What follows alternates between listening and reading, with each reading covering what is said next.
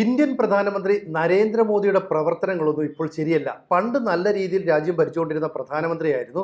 പക്ഷേ ഇപ്പോൾ അദ്ദേഹം തൻ്റെ താല്പര്യങ്ങൾക്ക് വേണ്ടിയിട്ട് ചില നിലപാടുകൾ സ്വീകരിക്കുന്നു. ഈ രീതിയിൽ പലയിടത്തു നിന്നായി വാർത്തകൾ വരുന്നു, പ്രചരണങ്ങൾ വരുന്നു, നരേറ്റീവുകൾ സൃഷ്ടിക്കുന്നു. എന്തിനു വേണ്ടി? പ്രത്യേകിച്ച് റഷ്യൻ പ്രസിഡന്റ് വ്ളാഡിമിർ പുടിൻ ഇന്ത്യയിൽ വന്നു പോയതിന് ശേഷം ഈ പ്രചരണത്തിന് ആക്കം കൂടി വരികയാണ്. ഇത് തമിഴിലും ഹിന്ദിയിലും തെലുങ്കിലും ഒക്കെയുള്ള വാർത്തകളായിട്ടും നരേറ്റീവുകളായിട്ടൊക്കെ പ്രത്യക്ഷപ്പെടുന്നെങ്കിൽ കേരളത്തിലേക്കും അത് വ്യാപിച്ചു തുടങ്ങി എന്നാണ് മനസ്സിലാക്കുന്നത്. ഇതിൽ പ്രധാനമായും പറയുന്നത് എന്താ? നമ്മുടെ തെരഞ്ഞെടുപ്പ് രീതി ശരിയല്ല. കാരണം തദ്ദേശ തെരഞ്ഞെടുപ്പൊക്കെ നടന്ന സമയത്തും ഈ പറയുന്ന വോട്ടിംഗ് മെഷീൻ ഉപയോഗിച്ചതൊന്നും ശരിയായ രീതിയിലല്ല എന്നൊക്കെയുള്ള രീതിയിൽ കേരളത്തിൽ പ്രചരണം വരികയാണ്. മാത്രമല്ല, ഈ വോട്ടേഴ്സ് പട്ടിക പ്രസിദ്ധീകരിച്ചതിൻ്റെ മുഴുവൻ കുറ്റവും ഇന്ത്യൻ പ്രധാനമന്ത്രി നരേന്ദ്രമോദിക്കാണ്. ഈ രീതിയിലൊക്കെ പ്രചരണം നടത്തുന്നു. എന്തിനു വേണ്ടിയിട്ടാണ് ഇങ്ങനെ ചെയ്യുന്നത്? അതായത് അമേരിക്ക പോലെയുള്ള യൂറോപ്യൻ രാജ്യങ്ങളെ നിയന്ത്രിക്കുന്ന ഡീപ് സ്റ്റേറ്റ് ഉണ്ട്. അവർക്ക് താല്പര്യമില്ലാത്ത ഭരണകൂടങ്ങളെ അവർ ഏത് വിധേനയും അട്ടിമറിക്കും. ഇത്തരത്തിലുള്ള ചില നീക്കങ്ങൾ ഇന്ത്യക്കെതിരായിട്ടും നടത്തുന്നു എന്നുള്ളത് നമുക്ക് വ്യക്തമായ കാര്യമാണ്. രാഹുൽ ഗാന്ധിയെ മുൻനിർത്തിക്കൊണ്ട് ജോർജ് സോറോസിനെ പോലെയുള്ളവർ പല തന്ത്രങ്ങളും പയറ്റി അതൊന്നും വിജയിക്കുന്നില്ല. തുടർച്ചയായിട്ട് 3 തവണ നരേന്ദ്രമോദിയുടെ നേതൃത്വത്തിലുള്ള ഗവൺമെൻറ് കേന്ദ്രത്തിൽ അധികാരത്തിൽ വരികയും ചെയ്തു. ആ സമയമായപ്പോൾ റഷ്യ ഇന്ത്യയുമായിട്ട് ബന്ധം കൂടുതൽ ദൃഢമാക്കുന്നു. ഇന്ത്യക്ക് കൂടുതൽ 5ാം തലമുറ യുദ്ധവിമാനം തരുന്നു. യുദ്ധവിമാനങ്ങളുടെ എഞ്ചിൻ നിർമ്മിക്കാനുള്ള വളരെ രഹസ്യമായ സാങ്കേതിക വിദ്യ പോലും കൈമാറുന്നു. ഇത്തരം സംഭവങ്ങൾ ഉണ്ടാകുമ്പോൾ പറയുന്നതാണ്, എന്തിനാണ് നമ്മൾ റഷ്യയുമായി കൂട്ടുകൂടുന്നത്? നമ്മുടെ യഥാർത്ഥ ഫ്രണ്ട് ട്രംപാണ്. അതായത് അമേരിക്കയുമായിട്ടാണ് നമ്മൾ കൂട്ടുകൂടേണ്ടത്. അമേരിക്കയാണ് ലോകത്തിലെ വലിയ രാജ്യം. അപ്പം ഒരു തരത്തിൽ നമുക്ക് ഗുണങ്ങൾ ഉണ്ടാകുമ്പോൾ അതിനെ ഇടിച്ചു താഴ്ത്തി മറ്റൊരു വശത്തുണ്ടാകുന്ന ന്യൂനതകളെ പർവ്വതീകരിക്കാനായിട്ടുള്ള ശ്രമം നടത്തുന്നു. അത് ഒരു ഭാഗത്ത് നിന്നല്ല, ഒരു വ്യക്തിയല്ല, ഒരേ സമയം ഒന്നിലധികം ഭാഗത്ത് നിന്ന് ഒരു കൂട്ടം ആളുകൾ, ഇപ്പം നമ്മൾ ഗ്യാങ് എന്നൊക്കെ പറയാവുന്ന രീതിയിലുള്ള ഒരു മാസ് നീക്കമാണ് നടത്തുന്നത്.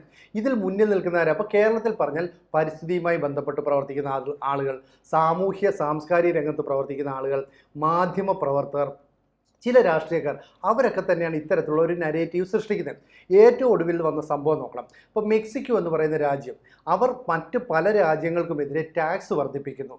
അപ്പോൾ വ്യാവസായിക ഉൽപ്പന്നങ്ങൾക്ക് നേരെ തീരുവ കൂട്ടുക എന്ന് പറയുന്നത് ഓരോ രാജ്യത്തിൻ്റെയും ഇൻറ്റേർണൽ മാറ്ററാണ്. എന്നിട്ട് കൂടി ഏഷ്യൻ രാജ്യങ്ങളായ India, China, Indonesia, south Korea തുടങ്ങിയ രാജ്യങ്ങൾക്ക് നേരെ മെക്സിക്കോ ഇപ്പം തീരുവ കൂട്ടിയത് കണ്ടോ? അത് ഇന്ത്യൻ പ്രധാനമന്ത്രി നരേന്ദ്രമോദിയുടെ ഫോറിൻ പോളിസിയിലെ വൈകല്യം കൊണ്ടാണ്. ഈ രീതിയിലാണ് പ്രചരണം നടത്തുന്നത്. സത്യത്തിൽ എല്ലാ രാജ്യങ്ങളും ഇങ്ങനെ തീരുവ കൂട്ടും. ഇപ്പോൾ ഇന്ത്യയിലേക്ക് അമേരിക്കയിൽ നിന്ന് പോലും ഉൽപ്പന്നങ്ങൾ ഇറക്കുമതി ചെയ്യും. പക്ഷേ നമ്മുടെ കർഷകരുടെ പ്രോഡക്റ്റുകളെ ബാധിക്കുകയാണെങ്കിൽ, നമ്മളിവിടെ തദ്ദേശീയമായി നിർമ്മിക്കുന്ന ഉൽപ്പന്നങ്ങളെ ബാധിക്കുകയാണെങ്കിൽ, അത്തരം ഉൽപ്പന്നങ്ങൾക്ക് മേൽ നമ്മൾ തീരുവ കൂട്ടും. അത് 50% 75% ഒക്കെ കൂട്ടും. അത് ഓരോ രാജ്യവും ചെയ്യുന്നതാണ്. പക്ഷേ അതിനെ വലിയൊരു സംഭവമായിട്ട് ചിത്രീകരിച്ചുകൊണ്ട് ഇന്ത്യക്കെതിരായിട്ടുള്ള ചില നീക്കങ്ങൾ നടത്തുന്നു. നമുക്കറിയാം ബംഗ്ലാദേശിൽ സംഭവിച്ച കാര്യം എന്താ? അമേരിക്കയ്ക്ക് അല്ലെങ്കിൽ ഡീപ് സ്റ്റേറ്റിന് താല്പര്യമില്ലാത്ത ഷേഖ് ഹസീന ഭരണകൂടം, അവർ പ്രത്യേകിച്ച് ഇന്ത്യയുമായിട്ട് വലിയ ബന്ധവും സ്ഥാപിക്കുന്നുണ്ട്. ഈ ഷേഖ് ഹസീനയെ പുറത്താക്കാൻ അവർ ചെയ്ത തന്ത്രം എന്താ? ആദ്യം ഷേഖ് ഹസീനയുടെ ഭരണം ശരിയല്ല, അവർ അഹങ്കാരിയായ ഒരു സ്ത്രീയാണ് എന്നൊക്കെ പറഞ്ഞിട്ട് ഒരു നരേറ്റീവ് ഉണ്ടാക്കുന്നു. എന്നിട്ട് പതിയെ പതിയെ മാധ്യമങ്ങളിൽ വാർത്ത വരുന്നു. എന്നിട്ട് അവിടുത്തെ സ്റ്റുഡൻസിന്, യുവജനങ്ങൾക്കൊക്കെ വലിയ പ്രതിഷേധമുണ്ടാക്കുന്ന പ്രവർത്തനമാണ് ഹസീന നടത്തുന്നതെന്ന് വരുത്തി തീർക്കുന്നു. പതുക്കെ പതുക്കെ മതമൗലികവാദികളുമായി ബന്ധപ്പെട്ട ആളുകൾ, രാഷ്ട്രീയക്കാരൊക്കെ രംഗത്തേക്ക് ഇറങ്ങുന്നു. ഒടുവിൽ അതൊരു ജെൻസി കലാപമായി മാറി ഷേഖ് ഹസീന ഭരണകൂടത്തെ അട്ടിമറിക്കുന്നു. കാരണം എന്താ?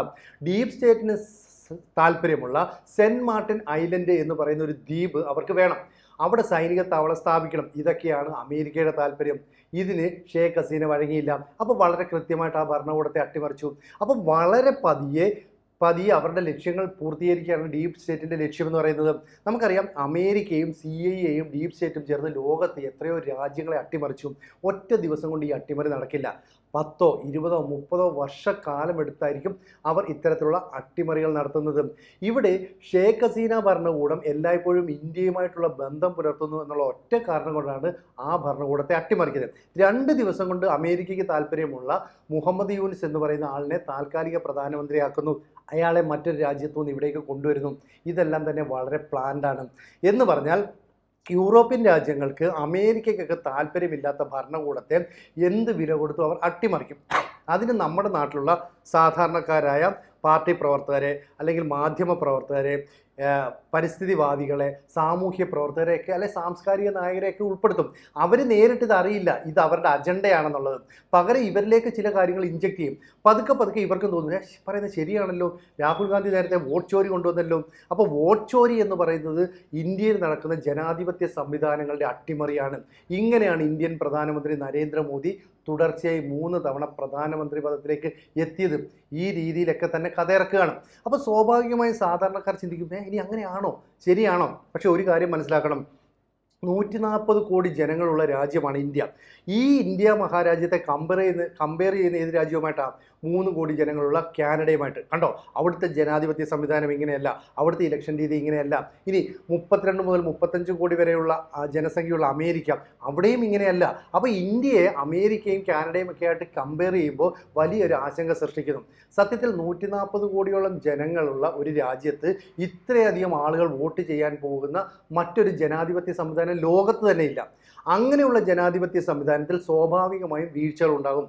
ചില ഉദ്യോഗസ്ഥർ വീഴ്ച വരുത്തും, ചില രാഷ്ട്രീയ പാർട്ടികൾ സ്വാർത്ഥ താല്പര്യം കാണിക്കും, തങ്ങളുടെ പാർട്ടിക്ക് വോട്ട് കൂടുതൽ കിട്ടാൻ വോട്ട് പിടുത്തമോ ബൂത്ത് പിടുത്തമോ ഒക്കെ നടത്താം. ഇതൊക്കെ തന്നെ ഒറ്റപ്പെട്ട സംഭവങ്ങളാണ്, പലയിടങ്ങളിലും സംഭവിക്കാം. ഇനി ബൂത്ത് തയ്യാറാക്കുന്നതിൽ വീഴ്ച വരുത്താം, ഉദ്യോഗസ്ഥരുടെ അലംഭാവം ഉണ്ടാകാം. ഇതിനെയൊക്കെ തന്നെ കൂട്ടിക്കിഴിച്ചിട്ട് പറയുകയാണ് കണ്ടോ ഇന്ത്യയിലെ ജനാധിപത്യ സംവിധാനം ശരിയല്ല. അപ്പം നമ്മുടെ ലോകത്തിലെ തന്നെ ഏറ്റവും മികച്ച ജനാധിപത്യ രാജ്യം എന്നുള്ള ഖ്യാതിയെ ഇല്ലാതാക്കാൻ ഡീപ് സ്റ്റേറ്റ് പോലെയുള്ള ചില സംഘടനകൾ അല്ലെങ്കിൽ അമേരിക്ക പോലെയുള്ള രാജ്യങ്ങൾ നീക്കം നടത്തുന്നു. ഇത് നമ്മൾ കൃത്യമായിട്ട് മനസ്സിലാക്കുന്നില്ല. അപ്പോൾ ഇത്രയും വലിയൊരു ജനാധിപത്യ പ്രക്രിയ നടത്തുമ്പോൾ സ്വാഭാവികമായി വീഴ്ചകൾ ഉണ്ടാകും. ആ വീഴ്ചകൾ പരിഹരിക്കാൻ നമ്മൾ എല്ലാ ശ്രമവും നടത്തും. അതിനു പകരം രാജ്യത്ത് മുഴുവൻ നടക്കുന്നത് അട്ടിമറിയാണ്, തെരഞ്ഞെടുപ്പ് രീതി ഒന്നും ശരിയല്ല എന്ന് പറയുന്ന രാഹുൽ ഗാന്ധിയുടെ ഈ നീക്കം, അല്ലെ കോൺഗ്രസിൻ്റെ നീക്കം എന്നൊക്കെ പറയുന്നത് ഡീപ് സ്റ്റേറ്റിൻ്റെ പിന്തുണയാണ് എന്ന് നമുക്ക് പറയാം. കാരണം ഈ ഡീപ് സ്റ്റേറ്റ് ഒരു ലോങ് പ്രോസസ്സായിട്ടാണ് കാര്യങ്ങൾ നിൽക്കുന്നത്. ഒറ്റയടിക്ക് നാളെ പ്രധാനമന്ത്രി രാജിവെപ്പിക്കാനല്ല, പതുക്കെ പതുക്കെ എന്ന് വെച്ചാൽ അടുത്ത വർഷം ഇനി അല്ലെങ്കിൽ അടുത്ത തെരഞ്ഞെടുപ്പ് വരുമ്പോൾ മോദിയുടെ നേതൃത്വത്തിൽ ഗവൺമെൻറ് വരരുത്. തങ്ങൾക്ക് താല്പര്യമുള്ള ഒരു ഭരണാധികാരി, തങ്ങൾക്ക് താല്പര്യമുള്ള പ്രത്യയശാസ്ത്രം വഹിക്കുന്ന രാഷ്ട്രീയ പാർട്ടി അവരൊക്കെ വന്നാൽ മതിയെന്ന് ഇവരങ്ങ് തീരുമാനിക്കുകയാണ്. അതിനനുസരിച്ച് ഇവർ ഓരോ സ്റ്റെപ്പും മുന്നോട്ട് വെക്കുകയാണ്.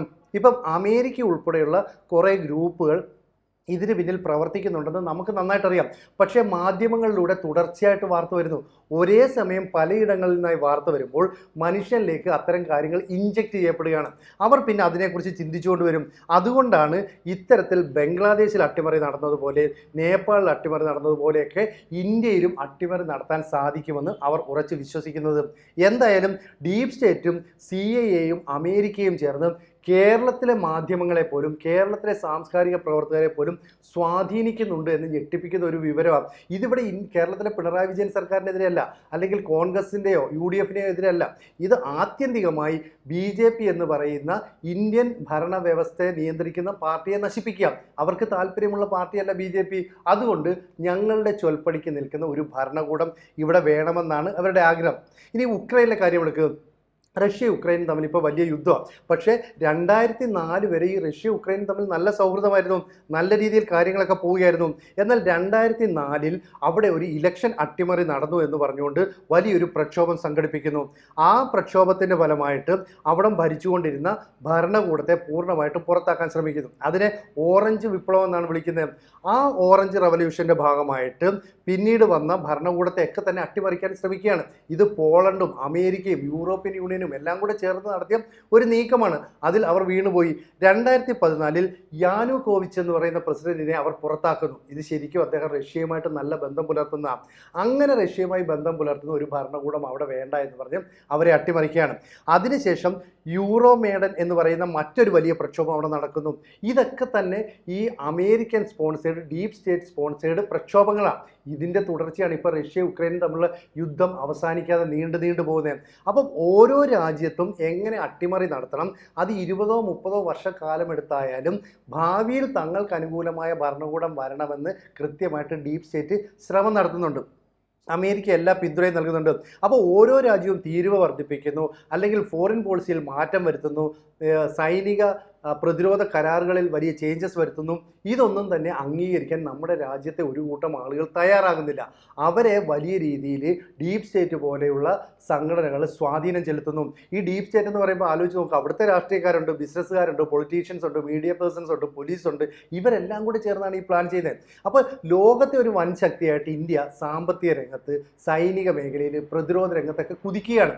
അങ്ങനെയുള്ളൊരു കുതിപ്പിന് തടയിടണം. അപ്പോൾ സ്വാഭാവികമായും ഈ രാജ്യത്തെ ജനങ്ങളെ അവരറിയാതെ ഭരണകൂടത്തിനെതിരായിട്ട് തിരിക്കണം. രാഹുൽ ഗാന്ധി തന്നെ ഒരിക്കൽ പറഞ്ഞു, എന്തുകൊണ്ടാണ് ഇവിടുത്തെ ജനങ്ങൾ തെരുവിലേക്ക് ഇറങ്ങാത്തത്, യുവാക്കൾക്ക് എന്താ തെരുവിലേക്ക് ഇറങ്ങാൻ കഴിയാത്തത്? അപ്പം ജൻസി കലാപം പോലെയുള്ള പ്രക്ഷോഭ പരിപാടികൾ ബംഗ്ലാദേശിൽ വിജയിച്ചെങ്കിൽ, നേപ്പാളിൽ നടത്താൻ പറ്റിയെങ്കിൽ എന്തുകൊണ്ട് ഇന്ത്യയിൽ പറ്റുന്നില്ല? ഉക്രൈൻ ഭരണകൂടത്തെ പോലും നമ്മൾ അട്ടിമറിച്ചിട്ടുണ്ട്. ഈ രീതിയിലാണ് കാര്യങ്ങൾ നീക്കിക്കൊണ്ടു പോകുന്നത്. എന്തായാലും കേന്ദ്ര സർക്കാരിനെ നിയന്ത്രിക്കുന്ന മോദി ഭരണകൂടം ഇനി ഒരിക്കൽ കൂടി കേന്ദ്രത്തിൽ അധികാരത്തിൽ വരാൻ പാടില്ല. ഇത് അമേരിക്കയുടെ, യൂറോപ്യൻ രാജ്യങ്ങളുടെയൊക്കെ ഒരു താല്പര്യമാണ്. അതുകൊണ്ട് സോഷ്യൽ മീഡിയ ഇൻഫ്ലുവൻസേഴ്സിനെ, അതുപോലെ തന്നെ സയൻറ്റിസ്റ്റുകളെ, പ്രൊഫഷണൽസുകളെ, ഇവരെ എല്ലാം തന്നെ പറഞ്ഞിളക്കി ഇന്ത്യക്കെതിരായിട്ടൊരു വികാരം സൃഷ്ടിക്കുന്നു. നമ്മുടെ ഫോറിൻ പോളിസി ശരിയല്ല, നമ്മുടെ ട്രേഡ് രംഗം ആകെ താറുമാറായിട്ടുണ്ട്, നമ്മുടെ സാമ്പത്തിക രംഗം ഇടിഞ്ഞു താഴുന്നു, ചത്ത സമ്പദ് വ്യവസ്ഥയാണ് ഇന്ത്യ എന്നൊക്കെ പറഞ്ഞ് അമേരിക്ക വലിയ പ്രചാരണം നടത്തുന്നു. എന്നിട്ട് ഡൊണാൾഡ് ട്രംപിൻ്റെ കമ്പനി പോലും ഇന്ത്യയിൽ വലിയ തോതിൽ നിക്ഷേപം നടത്താൻ തയ്യാറായി വരികയാണ്. ഫ്രാൻസ് ഇവിടെ നിക്ഷേപം നടത്തുന്നു, റഷ്യ ഇവിടെ യുദ്ധവിമാനങ്ങളുടെ എഞ്ചിൻ നിർമ്മിക്കാനുള്ള നിക്ഷേപം നടത്തുന്നു. ഇതൊക്കെ ഒരു വശത്ത് നടക്കുന്നുണ്ട്. പക്ഷേ ഇതിനൊക്കെ ഒരു ഇരുമ്പ് മറയിട്ട് മൂടിക്കൊണ്ട് ജനങ്ങളിൽ വിദ്വേഷം പ്രചരിപ്പിക്കാനായിട്ട് ആരൊക്കെയോ ശ്രമിക്കുന്നു. അതിന് കേരളത്തിലെ ചില ആളുകളും പങ്കാളികളായി മാറുന്നു. അവർ അറിഞ്ഞോ അറിയാതെയോ ആണ് ഇതിലേക്ക് പങ്കാളികളാകുന്നത്. അങ്ങനെ എല്ലാ സ്റ്റേറ്റിൽ നിന്നും ഇത്തരത്തിൽ പ്രതിഷേധമുള്ള ആളുകളെ ഒന്നിച്ചു കൂട്ടി നിലവിലുള്ള ഭരണകൂടത്തിൻ്റെ പ്രവർത്തനങ്ങളെ അട്ടിമറിക്കുക. ഇതാണ് ആത്യന്തികമായി ഡീപ് സ്റ്റേറ്റ് ചെയ്യുന്നത്. ഈ പ്രവർത്തനങ്ങളുമായി മുന്നോട്ട് പോകുമ്പോൾ അതിനെ തടയിടാൻ കഴിയുമോ എന്നുള്ളത് ഇനി കാത്തിരുന്ന് കാണേണ്ട കാര്യമാണ്. ABC-ക്ക് ഒരു ഹിന്ദി ചാനൽ കൂടിയുണ്ട്. കുറച്ച് നാളായി അതിൻ്റെ വാർത്തകൾ, ദേശവിശേഷങ്ങൾ ഇതൊക്കെ തന്നെ ചർച്ച ചെയ്യുന്നുണ്ട്. ഈ ചാനൽ കൂടി പ്രേക്ഷകർ സബ്സ്ക്രൈബ് ചെയ്യണമെന്ന് താല്പര്യപ്പെടുന്നു. കൂടുതൽ വാർത്തകളും വിശേഷങ്ങളും നിങ്ങളിലേക്ക് എത്താൻ ABC മലയാളം സബ്സ്ക്രൈബ് ചെയ്യുക, ബെൽ ബട്ടണും അമർത്തുക.